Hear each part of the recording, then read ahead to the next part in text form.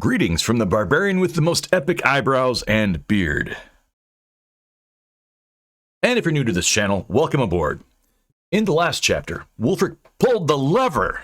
What will happen next? This is chapter 7 of the Wailing Willow.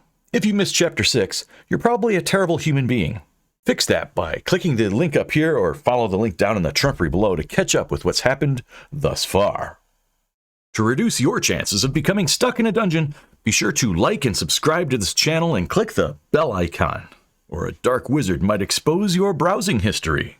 And now, with no further dilly-dallying, shilly-shallying, or dawdling of any kind, Chapter 7.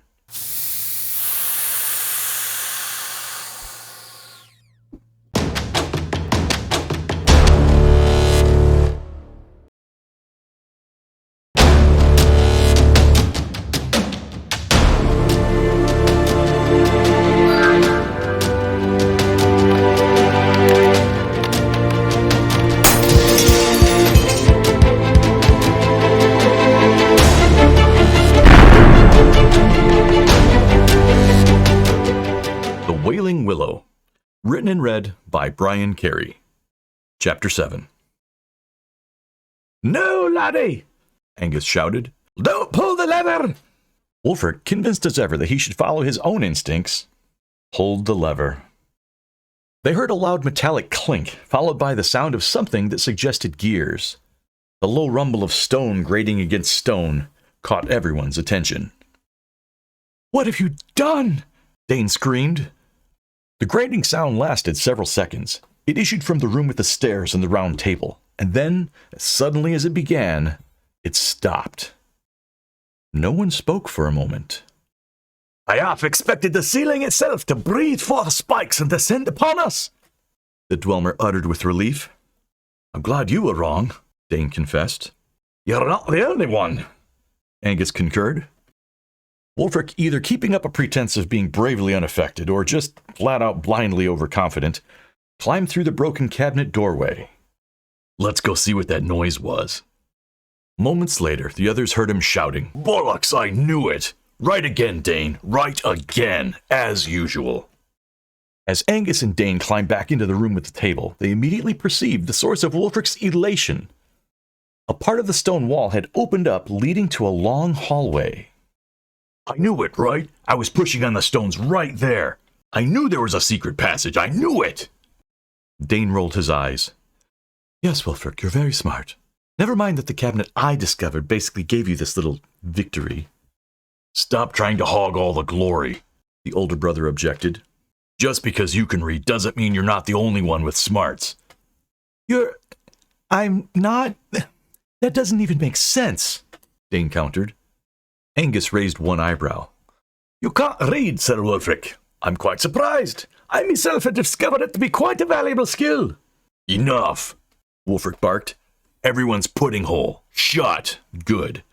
First, I'm not going to become an inkling like Dane. Second, down the hallway we go." Dane snatched, nay, liberated, all of the knuckle bones from the table, which is not remotely the same thing as pilfering or purloining, and stalled for time.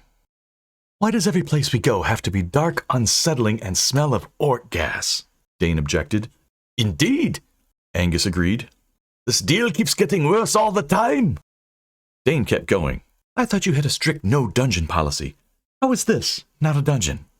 "Look, we're all here to kill some creature to death," Wulfric reminded them, exasperated. "We're adventurers and hunters. This is what we do. Let's just find something bigger than a dire rat, murder it right up, and be done with it. Agreed?" "Agreed." "Agreed," the other two reluctantly responded. "Worst case," Wulfric continued, "since they don't seem to know exactly what the wee beastie is, we find another way out. I go and hunt down a ridge bear and kill it to death. Haul it back down here, and then Dane drags that back up the steps, and we claim that is the wee beastie." "Why do I have to drag the ridge bear up the stairs?" "Dane, I just went to all the trouble to break out, hunt down and kill a ridge bear, and drag it back to the Wailing Willow, haul it down to the cellar for you, and solve all our problems. Do I have to do everything? The least you can do is drag it up the stairs, yes?" "Yes, but... well, Oh, never mind. In the event you actually kill this imaginary ridge bear, I'll drag the imaginary carcass up the imaginary stairs. Aye, but the stairs are real, Angus insisted. The unlit hallway they ventured down was long, straight, and composed of rough-hewn stone on each side. The floor was dry, clay compressed nearly to concrete. But the ceiling was wooden planks, either the floor or the subfloor of the Wailing Willow above, and no doubt contributed to the balmy temperature here below. While cocky and courageous attitudes were the order of the day, body language spoke volumes as the three walked closely together and held torches and weapons at the ready. Somehow, with no other illumination, torches never seemed to cast their flickering rays quite far enough for anyone's actual comfort.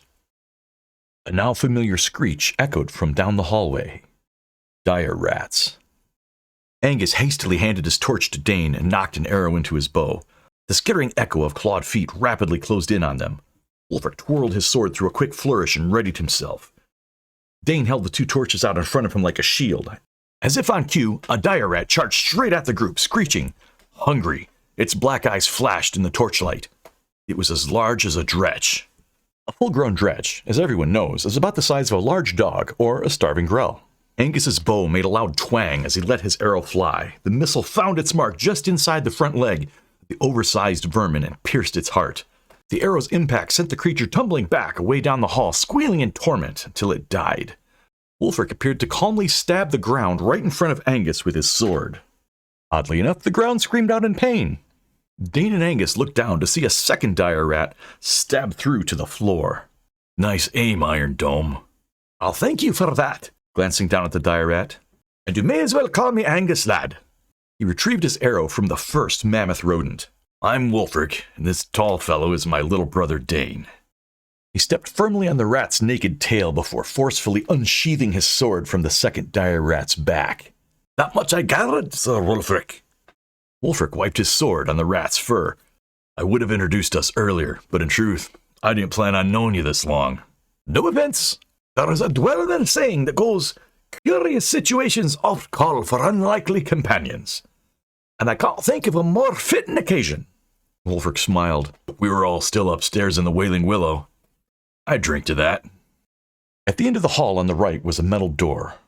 The men glanced back and forth at one another in a tacit but none too subtle contest of wills to determine who should enter first. In an unexpected and ill-conceived show of bravado and swagger, Dane decided he would claim the mantle of alpha male. I've got the torches, I'll light the way. You're not leaving us out here with no torch. Give me one of those, Wulfric demanded. Dane turned the knob with his sword hand and rammed his shoulder hard into the metal door twice before the reinforced portal gave egress.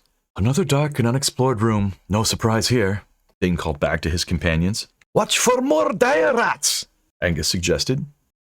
Three of them, now having entered, surveyed this larger room, which looked like a long abandoned living quarters. There's a tattered bed in the far corner as well as a decrepit baby crib. A dresser and a wardrobe were against one wall, and a pair of wooden chairs, which had both seen better days, lay knocked over near the bed. There's another door over there, Dane pointed out. However, the second door gained little attention, as all three espied the black wooden trunk in the opposite corner of the room. What unclaimed treasures might await them inside that dusty chest? Something of value, or perhaps something magical. Without question, this chest would be opened, its contents delved into. Instead, something very unexpected happened. The group traveled about halfway across the room, chest in view, when, without warning, the metal door behind them slammed shut with an unexpected and thunderous boom. They spun around and saw no one. What was that? Dane signaled. The room seemed to grow colder. Angus squinted. There's nigh enough draft to move that heavy door. Wulfric looked at the dwarf. What are you telling me? I can see your breath, the dwarf pointed to the older brother. I can see yours and mine.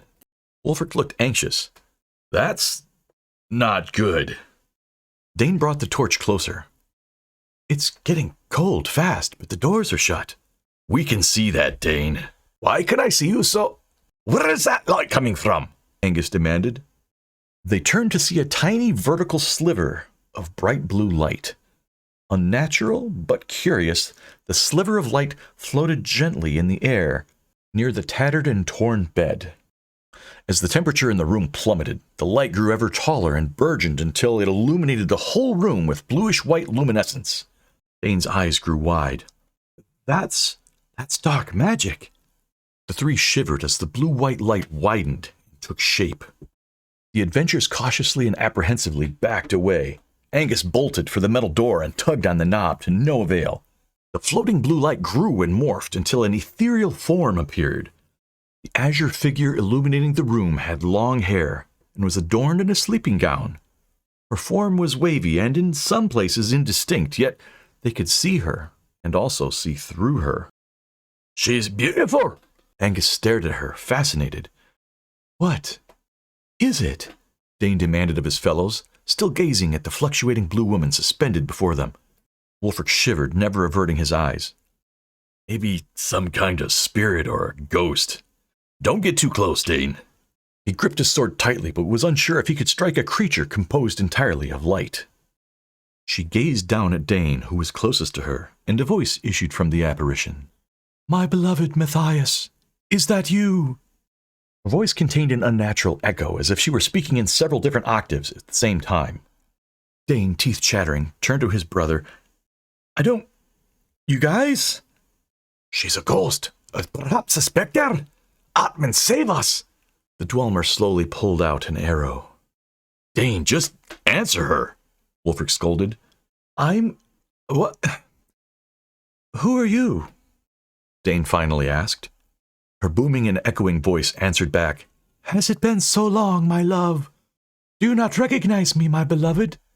It is me, Willow." She clasped at the necklace she wore, offering it as proof. It was one half of a broken heart that dangled from a chain around her neck. "Have I changed so much?" "Willow?" Angus pondered. "The Wailing Willow," Wulfric muttered, realization settling in. "The spirit is the wee beastie we promised to slay?" Angus questioned in disbelief. "Has to be. Loud, otherworldly, bigger than a dire rat." "Oh no, laddie, this is no wee beastie." Each of Angus's words were accompanied by vapor clouds. He leaned toward Wulfric. "By my reckoning, between the lot of us, we do not possess any such power necessary to overcome a supernatural creature such as this." "Perhaps a creature made only of light can't harm us?" Wulfric postulated. Meanwhile, the ghost wanted answers. "Matthias, my love, who are these people?" She gestured to the others. Friends, Willow? May I ask you a question?" Dane spoke tentatively. "Anything, my beloved."